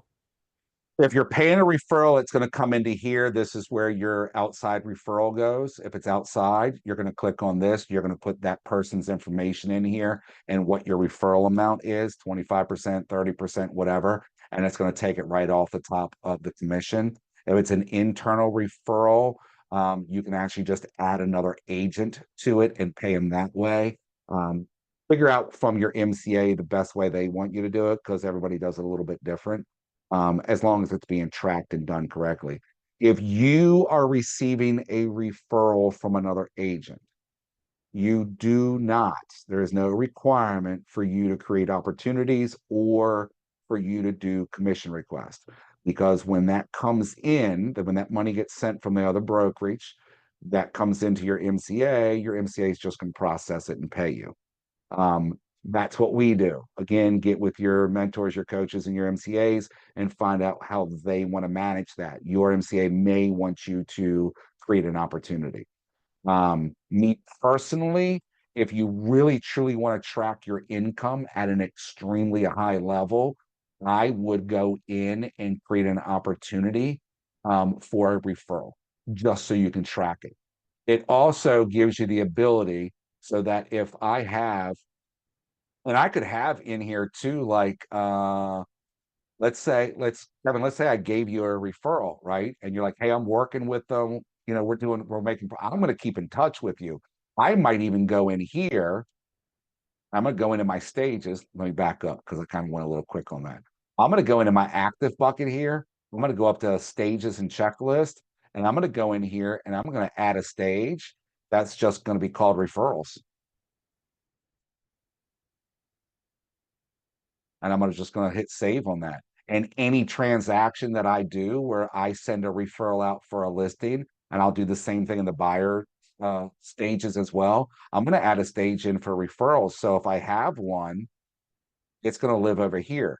This way I know what's outstanding. Also, if you look over here, that's going to add to my GCI. So as I'm doing my transactions and I'm tracking my GCI, I want that in there. And it's going to count as a transaction for you inside of your goals. So if you have a goal income, which everybody should have, I'm sure we did a lot of that in first class, right? Then this is just going to help support your goals and make sure that you're on target for your goals. So that's my suggestion. Find out from your market center on how they like you to run that stuff. All right, any other questions? When do you mention outside referral? Are you talking about outside KW or outside Yes. your market? Okay, thank you. Outside your market center and outside of KW. So it's just an outsider, but it's not part of your brokerage. If it's within your brokerage, I don't even remember where Tucker is now.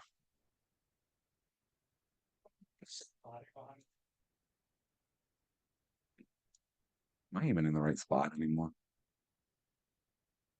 Hold on. I am.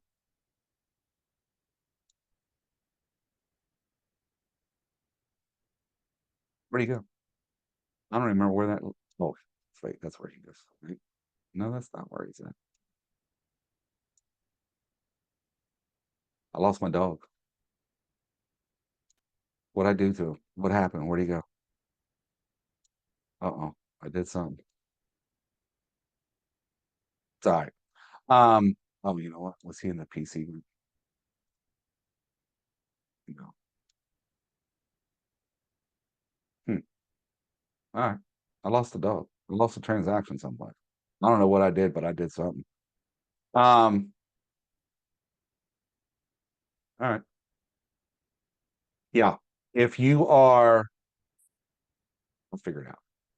If you are doing a referral that is inside the brokerage, that is where you're going to put in your additional agent.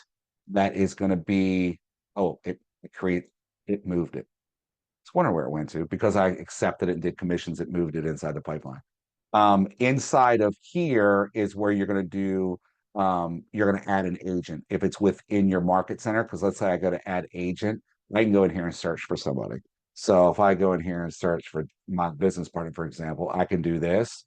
And here's where that unit count comes in. Remember when I said we change it?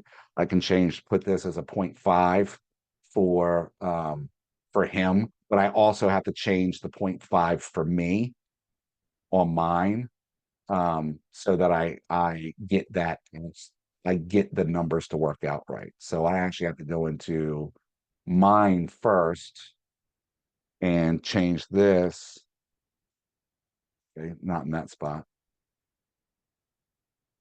This spot. All right. Told you I got to learn this myself. I haven't done one. But the adding the agent here is in the office. Here outside is outside the office, is the referral.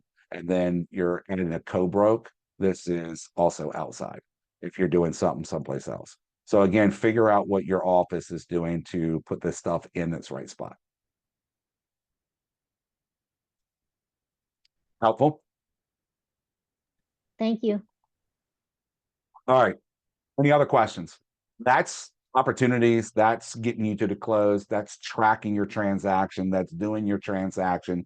That's your compliance request. That's everything you need. I'll give you this little insight here. Remember we were talking folders? We'll do this one.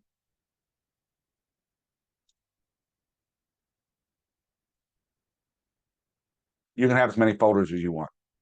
So this one is a short sale. So I got a folder with short sale documents. I got a folder with the listing agreement. This is the current offer we accepted. And then here's just general room docs where just it sits until I need it or move it or whatever. And like I said before, there are 64 documents in that section. I do not want to be inside of Command looking through my documents and looking in that little drop down over here that we had, looking through 64 documents, trying to figure out which one it is. Because if you look, it's not easy to read because it shows up in multiple lines. It's not just one line and real wide. It can be 4 lines of one name document. All right. I have one that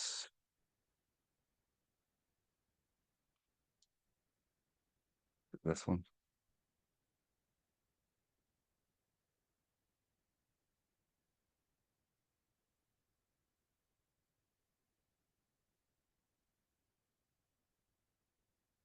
There you go. So same transaction. I had this originally in 2023 as a listing. It came off the market. We put it back in 2024. Here's my 2024 docs. Here's one offer. Here's another offer. Here's another offer. Here's the release of contract based on inspections. Here's another offer. So you can really go out. I do everything I can for one client. Everything lives in one spot.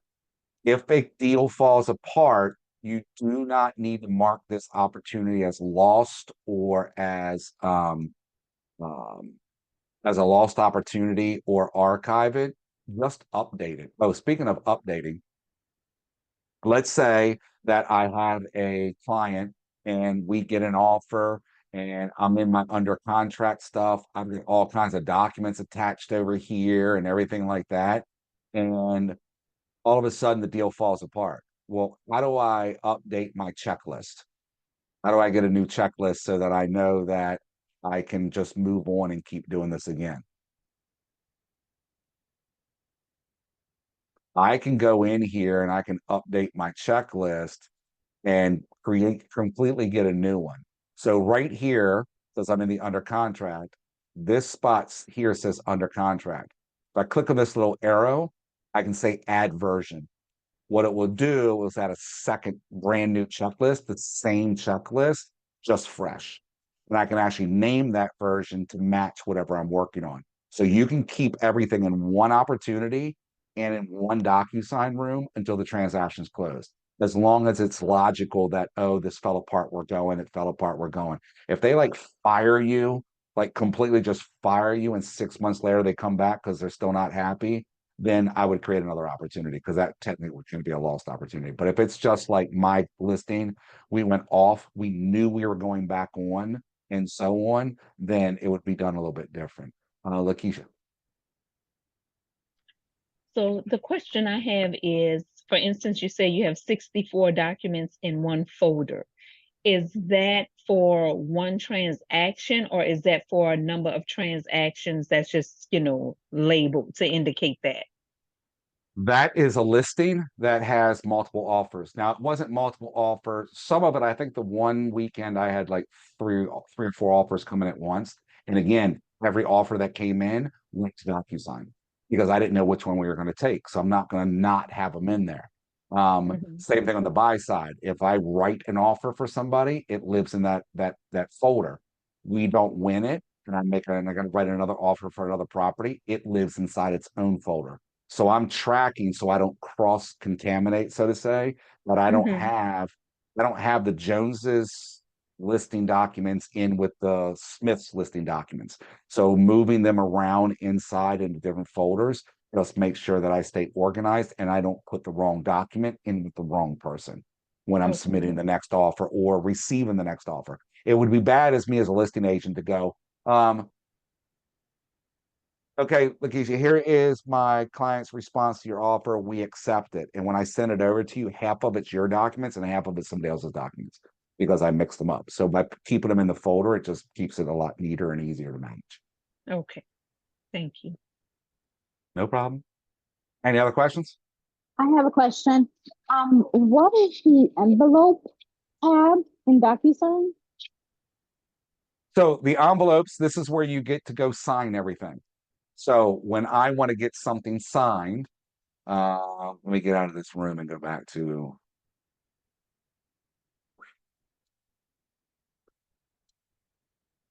Let me go back to this one. So when I need to get something signed by the client, so let's say I need to get this consent form signed. I'm going to click on it. I'm going to open it up. I'm going to complete it based on whatever it is. I'm going to put in there whatever the requirements are, right?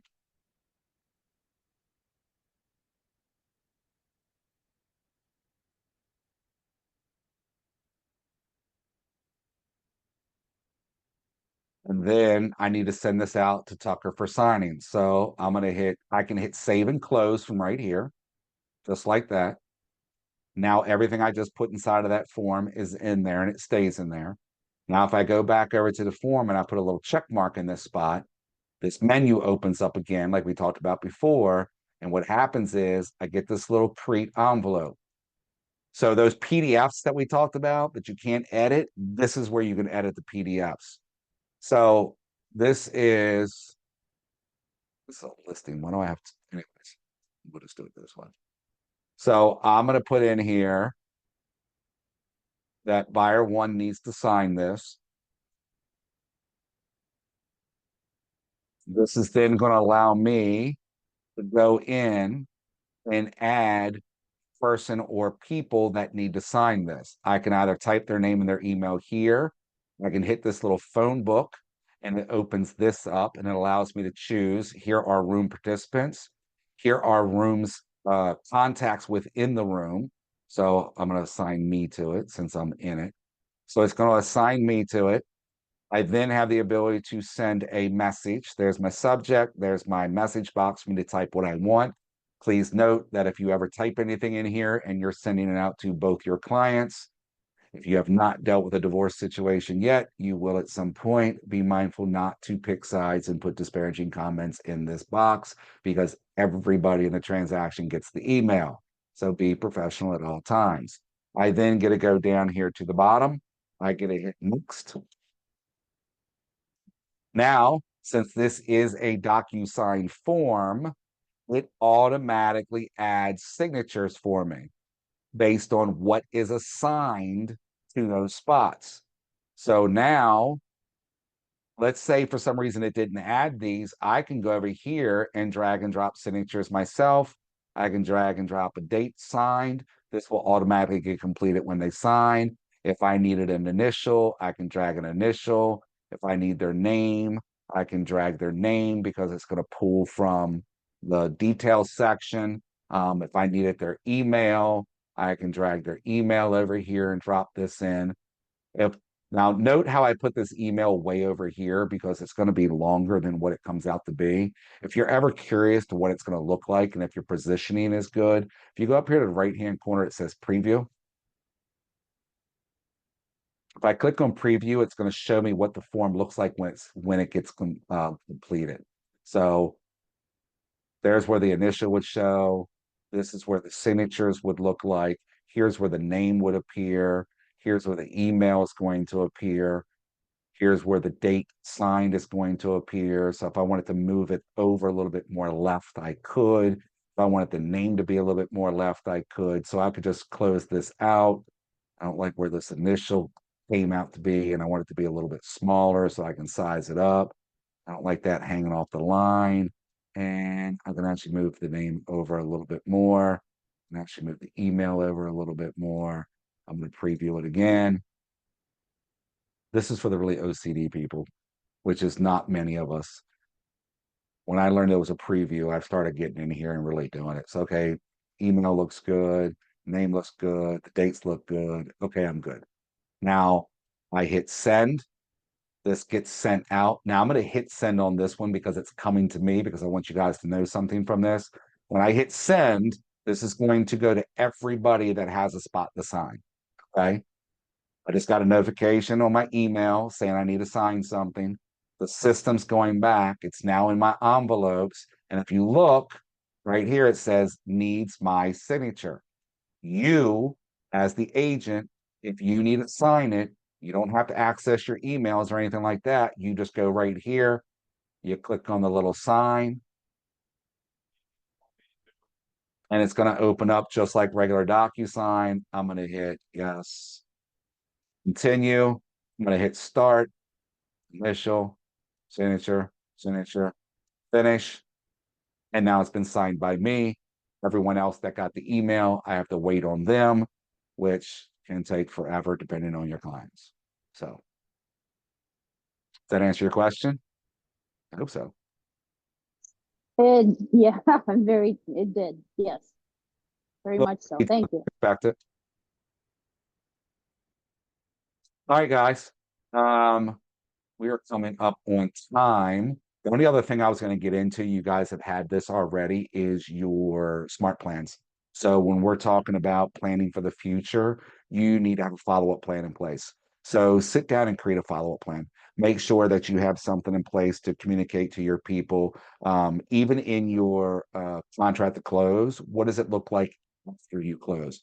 When's your next touch? When's the next time you're going to call them, email them, text them, go by the house, whatever the case may be? That's you really getting into the future and having those smart plans in place and those activities for you to actually go and visit with these people and say, hey, I really like what I appreciate you as a client. I appreciate you as a person, wherever it looks like. And then have that continuous follow-up. We talked about 36 touches and 40 touches and 100 touches before. How many different times can you be in contact with your people throughout the year? So when that 5 to 7 to 10 years comes around and they're ready to transact again, you're the one they're thinking of. So questions, comments, excitement, joy, pain, sorrow, all of the above. I want at least like 3 ahas from tonight. Give me something to work with, people. The DocuSign, thank you. Yeah, hey, look, the best way to master DocuSign is just go do it. I tell people all the time, go buy and sell your own house. Put your own house in there as if you're doing a listing agreement and send yourself the listing agreement and sign it. Because you need to know what it looks like from the consumer's perspective, because you will have a consumer that goes, I got no idea what I'm doing. What do I do? Click continue, click start, and then click all the little boxes and stuff like that. So, all right, that's one. Who else?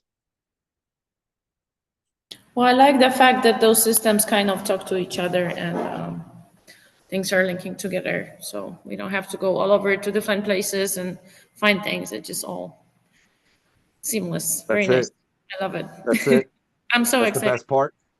Because otherwise you got to download, then you got to upload, and then it just gets to be a hot mess after that. So being able to just connect those across the platforms is a great time saver. So anyone else? For me, checklist. I'm sorry. Okay, Carol, go. The checklist, those were good. Yeah, the systems in place. Plan them out. Like you saw my spreadsheet, plan them out, plan out what you want to do, understand the contract to close, and everything like that. Then you can just go build those checklists and make them moving. So, Lakeisha, what are you gonna say? I was gonna ditto everything that the other two ladies said, along with everything that you showed, how you went in and out. The checklist was definitely one because that's good organization. The question I have, though, if I can ask a question, no matter what we do, because my fear is if I go in and start pressing and moving and doing this, that it's not going to be sent to anyone, it's not going to affect anything, just to go in and practice and move all of those items around like you did. It's just good practice. It's not going to affect anything, right? In DocuSign? In any of them, really, because you touched a lot of points. As long as you're not as long as you're not putting email addresses in for people that you don't want something to go to and you don't actually send something to somebody, you're fine. The only place you're going to have a concern is if you want to go into DocuSign and pretend to buy a house. Like, and I encourage people to do this. Go into the MLS, find a property that's on the market, go through the process as if you're representing a buyer for that home, right? Key factor is don't put the real estate agent, the listing agent's email address in there and accidentally send something to them, which you won't do because the only person you're going to send anything to from your DocuSign would be your clients, and you're going to use yourself as the client. Does that make sense? So in theory, you shouldn't mess it up. If you're not careful, you could inadvertently send something to somebody that you don't want to send it to. It's possible. It's not likely. It is possible. So just be cautious. Thank you. You're welcome. So we mess something in command by doing a mock thing like that? Oh, look, your dog has bought and sold like 12 properties. You don't even want to know how many opportunities that are open inside of my command, all as training stuff. You can open up as many as you want, right? Just keep it organized so you don't do like I did. Like I keep forgetting I got one open and I start another one, and it's gotten out of control. I just want to like take a bomb to my command and blow it up and start over from scratch because it's got so much stuff in it. That's just me though. So, Okay, got it. all right. Anyone else? I'm going to save you guys one thing. Go ahead. I like, I just like how the dynamic use for opportunities, right? So like it just like you were saying is that you open up an opportunity for certain things. And then if you know somebody's gonna do something with you within 24 months, you're opening an opportunity, you use opportunity as well, like you said, to track referrals, and it's very dynamic. And I like the big numbers at the end of your pipeline too, where it's like you can make $165,000. If that's not a motivator, I don't know what you're doing in the business, you know. But like I said, if you keep somebody in there, right, that just says, like Carol says, hey, I'm going to buy a house in the next 2 years. If I just leave you in my my contact list, you're in with 5,000 other people. You're not at my top of mind. You're just on my standard touch list. Yet if you say you're going to do something in 2 years and you're in my opportunities, I open opportunities and I see the number of people that are in my pipeline. It's my top people I'm calling. So it's going to make me be able to be in more touch with you and almost a guarantee you're going to use me. And then when that life event occurs, or it's like, you know what, I'm ready to go. I had enough. You know what, I submitted my papers for retirement. Whatever the scenarios are, I'm there because I'm the one that's been in touch with you. So thank you, Kevin. All right. I do have one request of you guys. Okay. I'm not asking you to do a eval tonight. You know how normally we put the QR code up or ask you to go to KW eval and put the course name in and all that. This is not an actual course name for Ignite. It's the part that I've added into the program. What I am looking for and hoping you guys will do for us, once Ignite is completely over, we're going to be sending out emails to you guys. And we're going to be looking for testimonials and feedback from you that way. We'd love to get some people to give us some testimonials that we can share. We are relaunching this in September for the fall. So I don't know if your market centers are going to participate again or not. However, if you guys got any value out of this Ignite program, please go back to your market centers, speak to your leadership, let them know the value you got from it. They did spend money to give you this access to this program. So let them know that their money was well spent and give them the positive feedback. If there's negative feedback, give it to them. Tell them to call us. Okay. We're going to be reaching out probably after the 4th with some correspondence looking for some testimonials, written testimonials. If everybody wants to do a short video, whatever you want, we'd love to get some testimonials for us to be able to use for the fall session that we can put it out so we can get more people to participate. And if your market center participates again, I would encourage you to do this again and again and again. You guys ever heard the term, the same man never walks in the same river twice? You guys will never walk into an Ignite class the same person, and it will never be the same class. As you saw, we had tons of different instructors. We have different personalities. We have different focal points. We have different points of view, different suggestions. Where you are tonight, you guys got what you needed tonight. If you come back to me in the fall and I go over the same stuff, I'm going to present it a little bit different, and you're going to hear something you didn't hear before because you're at the point where you need it, right? So we'd love to see you guys come back in the fall. Make sure you talk to your market centers when this is all over. You guys have one more session left. One more. And then you guys are free. Who's got big plans for 4th of July? It's coming up. No? Moving a shed. Barbecue. I like the barbecue. I get the shed thing. It's all good. I'm probably going to take my car apart. So. I want to say kudos to Kevin for always being present and always interacting. He motivates me. I'm more familiar with him than any presenter because he's always there. Presenters change all the time, but he's always there and always interactive. Kevin, you got to come back and teach in the fall. Then that's all there is to it. They like you. I know what to tell you. Got to learn a little bit more. All right, guys, that's all I got for you. It is 8:03. I want you guys to have a wonderful night. I'm gonna go take a 40-minute break, and then I'm gonna get back and do this all over again for our West Coast family. So I appreciate you all. Thank you for being here. And I did see in the comment, I don't know who put it up there now, but I did see 198 to 27. Yeah, that's a huge fallout. So congratulations to you guys for sticking it out. All right. And I hope to see you guys in the fall. Thank you all. Thank you. Thank Thank you you. guys. Have a great night. See you You again. You too. Thank you so much.